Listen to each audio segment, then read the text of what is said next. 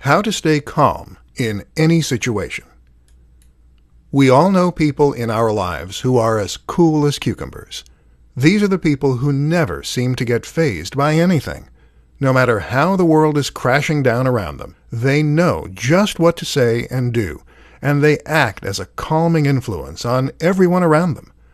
Then there are the people who get into a flap, who panic, and who shout. Guess who is the more effective in a crisis? Guess who makes the better leader? Guess who people look up to more? So, staying calm in any situation is an incredibly useful skill to have. The question is how you go about overcoming the all-too-human urge to lose it. In this presentation, we'll go over some simple steps you can take to keep your cool. Breathe. The first thing you need to do is to breathe. Recognize that the reason you're panicking is that you have gone into fight or flight. This is your body's physiological response to trouble, and it causes your heart rate to become elevated, your breathing to accelerate, and your mind to race. Not helpful. If you breathe, though, then you can regain your composure and fix your parasympathetic tone.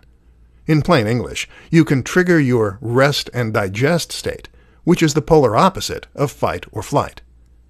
To get into this zone, you're going to use something called belly breathing.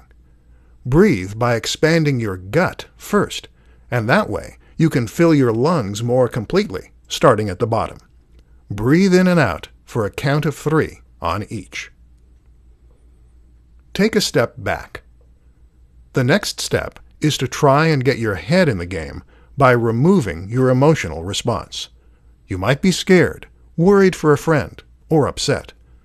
None of these things will help.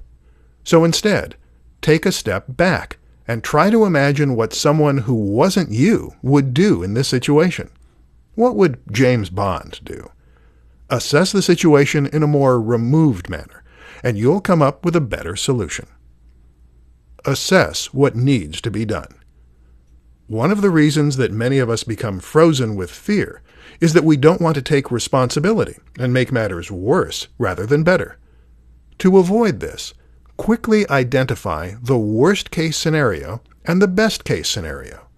Accept the possibility of the worst-case scenario, but take the steps you need to take to work toward the latter.